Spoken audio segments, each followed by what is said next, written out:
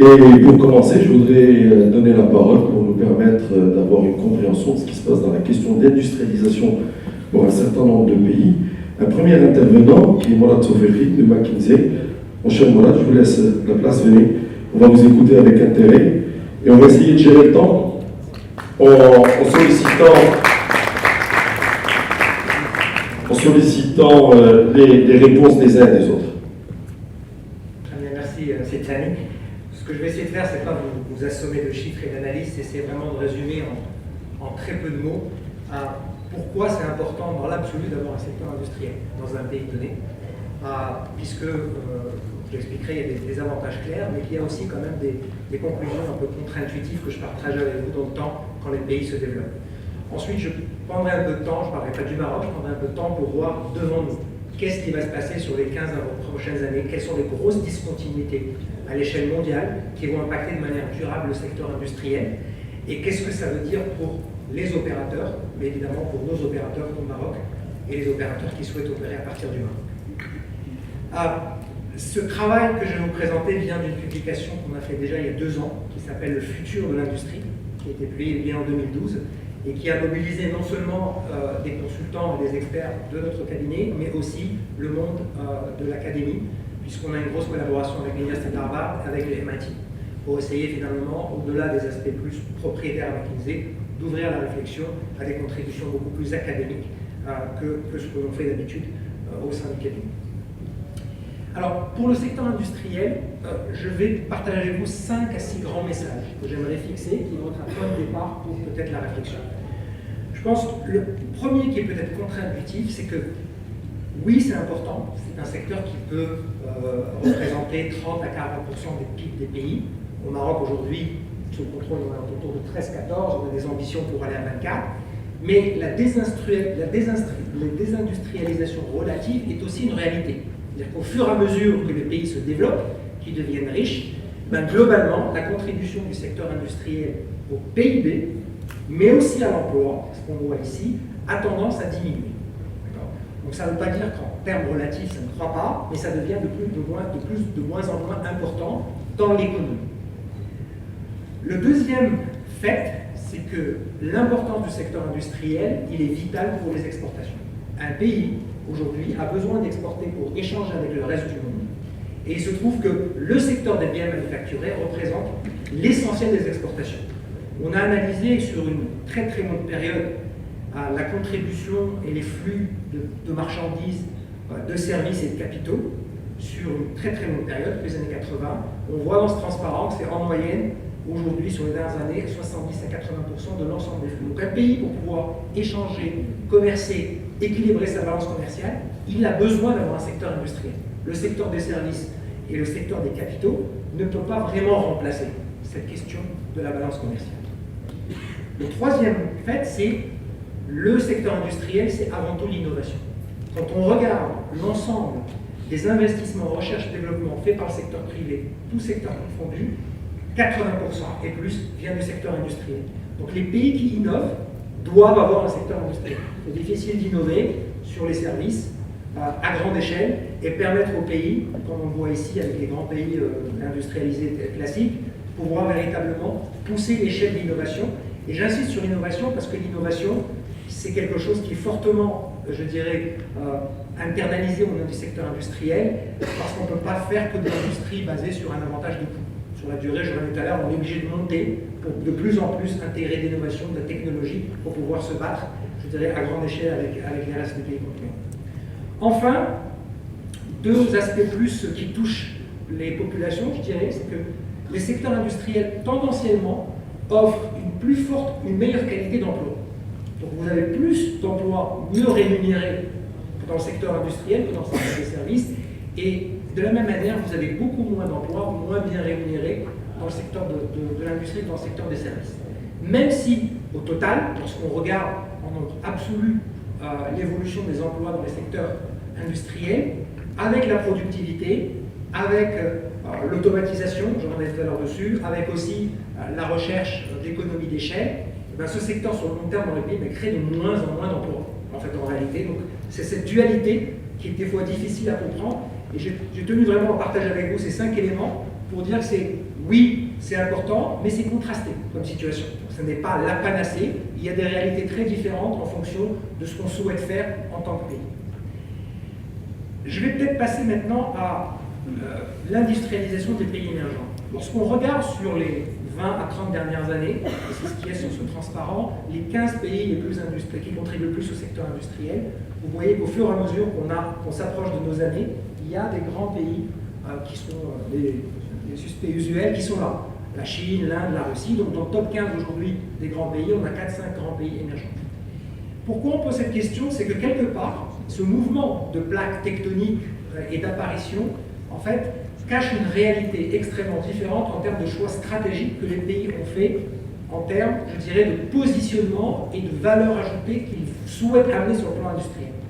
On a beaucoup discuté, c'était l'objet de cette recherche, avec à la fois des grands donneurs d'ordre, des grandes sociétés internationales, des gouvernements, pour définir 5 grands archétypes de stratégie sectorielle, industrielle que les pays suivent, que je vais partager avec vous. Alors, en anglais, on peut essayer de le traduire. Donc, il y a 5 grands archétypes qui sont là et qui, en fait, représentent l'essentiel des choix et les paris industriels que les pays font. Quand je prends celui du bas, qui est peut-être le plus évident, c'est les pays qui ont fait le choix de l'avantage comparatif de la main-d'œuvre. Donc, c'est toutes les industries qu'on a connues au Maroc, le textile, l'habillement, tout ce qui est intensif en main-d'œuvre, et qui, aujourd'hui, représentent, je vais tout à l'heure, une partie importante de ce qui se fait dans les pays émergents, mais qui est complètement en déclin massif sur les pays développés. En haut, c'est les secteurs industriels d'innovation, mais qui restent assez locaux dans leur empreinte géographique. Donc, ce sont des secteurs comme la chimie, l'automobile ou la machinerie, où vous avez besoin d'être proche d'une poche de demande. Vous devez avoir accès à des chaînes d'approvisionnement et vous devez aussi avoir un minimum de capacité d'innovation. Quand je fais le parallèle avec le Maroc, c'est un peu le choix qui a été fait avec toute l'implantation, je dirais, automobile au nord, qui en fait c'est vraiment ça. C'est devenir un innovateur, mais sur des marchés plus sous-régionaux, avec des avantages compétitifs assez élevés. Ensuite, il y a les secteurs où on a en fait des pays qui ont des accès incroyables à la matière première et qui ne font que du traitement de transformation du premier niveau, autour de la plastique, l'alimentation, l'imprimerie, et qui permettent finalement d'arroser des bachins. Et bien évidemment, on trouve les grands marchés en population qui sont vraiment devant nous. Donc, je me suis exemple pour dire finalement, il y a ces 5 archétypes. Ce qu'on apprend aussi de nos recherches, c'est que les pays ne peuvent pas faire le choix d'être sur un seul type d'archétype. Parce que l'expérience, notamment,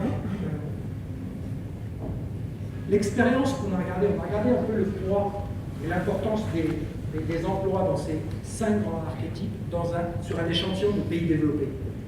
Ce qu'on voit, c'est qu'il y aura des déclins programmés. Ce qui n'est pas étonnant sur cette transparence, c'est que toute la partie intensive en main-d'œuvre est en train de disparaître dans les pays, je dirais, dits développés. Donc l'implication pour les pays, c'est la nécessité d'équilibrer et de réfléchir à 10-15 ans où est-ce qu'on sera. Il y a beaucoup d'exemples, comme vous les connaissez, la Malaisie ou bien la Corée du Sud, qui ont programmé leur développement industriel sur la durée, avec pour objectif ultime d'être notamment des innovateurs globaux sur la technologie ou des innovateurs régionaux sur des aspects plus, je dirais, d'industrie de demande finale. Donc c'est important de dire le portefeuille, la stratégie de portefeuille, comme pour une entreprise, il est aussi important lorsqu'on fait du développement industriel à l'échelle d'un pays. Et c'est une question peut-être qui devra être discutée, c'est qu'est-ce qu'on voudra faire potentiellement du Maroc sur la durée, au-delà des effets très court terme qui sont aujourd'hui discutés. Alors quand on regarde devant nous, à l'horizon 2025, ça vient de notre étude, il y a beaucoup de volatilité. Pour moi, le mot-clé qui apparaît aujourd'hui, c'est volatilité. Volatilité de la demande. Les consommateurs aujourd'hui demandent des choses de plus en plus, je dirais, adaptées à des besoins très précis. Donc on voit par exemple dans l'automobile l'explosion du nombre de modèles que vous pouvez avoir sur une marque donnée. Vous avez aussi beaucoup de volatilité au niveau de l'offre.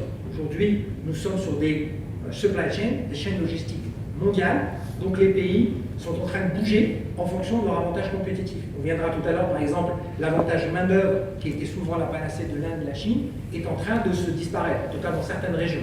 Donc évidemment, ça ouvre des opportunités pour des pays comme les nôtres, mais d'un autre côté, on est obligé en tant que pays de comprendre les chaînes globales d'approvisionnement pour s'insérer dedans. Troisième sujet, qui souvent est peut-être contre-intuitif, c'est que dans le secteur industriel, les États agissent. Et même les États qui disent qu'ils n'ont pas envie d'agir. Donc ça c'est important. Même les États les plus libéraux font des mouvements. Donc ils font des mouvements pour protéger, ils font des mouvements pour garantir des marchés, ils font des mouvements pour mettre des barrières à l'entrée, vu, comme j'ai dit tout à l'heure, l'importance pour le trade, pour le commerce. Et enfin, les disruptions technologiques. Il y en a une douzaine, je vais passer rapidement dessus. Elles peuvent modifier de manière importante la manière dont les fournisseurs et les clients des biens industriels vont échanger, mais aussi la position compétitive des différents pays sur les biens et les biens échangés. Donc le mot-clé dans nos études, c'est risque et volatilité. Donc ça va demander une agilité au niveau des pays et des opérateurs qui est sans rapport avec ce qui s'est fait dans le passé, où on était dans un monde beaucoup plus stable. Quelques illustrations peut-être. Première sur ce que j'appelle le recentrage mondial. Aujourd'hui, l'essentiel des consommateurs de demain ne seront pas là où ils étaient, où ils sont aujourd'hui. L'essentiel seront dans les pays émergents. Donc, pour nous, pour les pays qui exportent, peut-être que des continents plus, je dirais, habituels, comme l'Europe, ne seront pas le futur. Donc il faudra réfléchir aux implications de cette modification de la demande consommateur final, qui aujourd'hui est en train de basculer vers simplement le flanc sud du monde. Coup de main-d'œuvre, je ne vais pas communiquer. Le deuxième point, c'est le talent.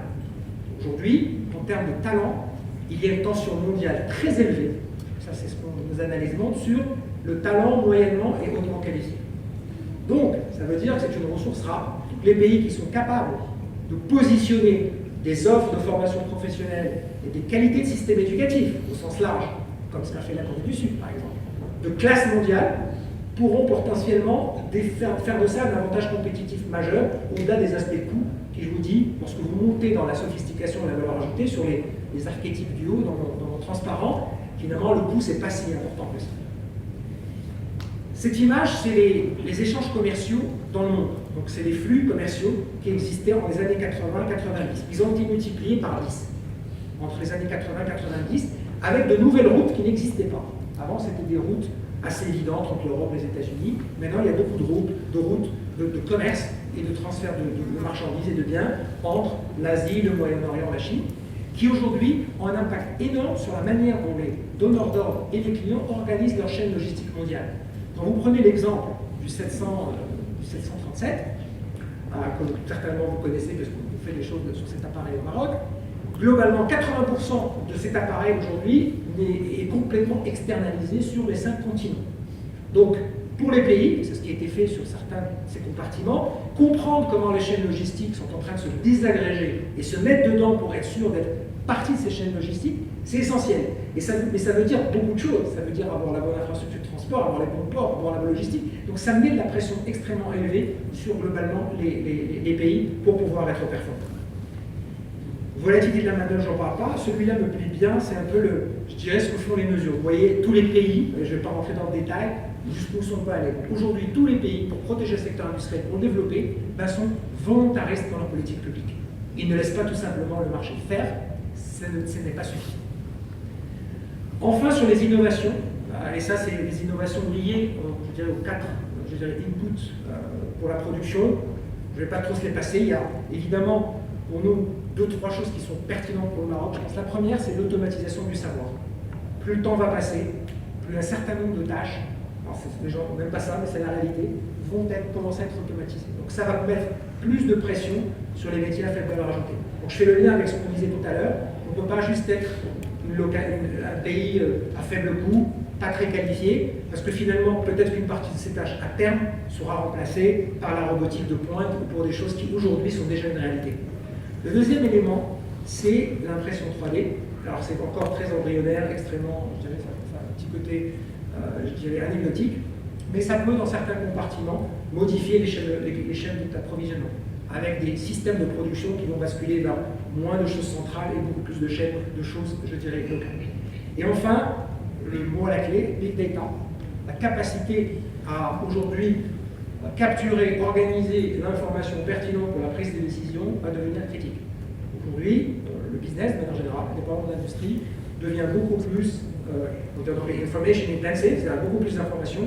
Et donc les pays ou les entreprises qui sont capables de comprendre et de décortiquer cette information pour en faire des aspects de décision et le plus prospectif possible, auront bien évidemment un avantage. Donc 12 disruptions, je ne vais pas tous les passer, mais elles auront un impact sur le secteur industriel. Et je pense aussi que c'est important de les garder en tête lorsque on orchestrera ce débat. Et je vous remercie.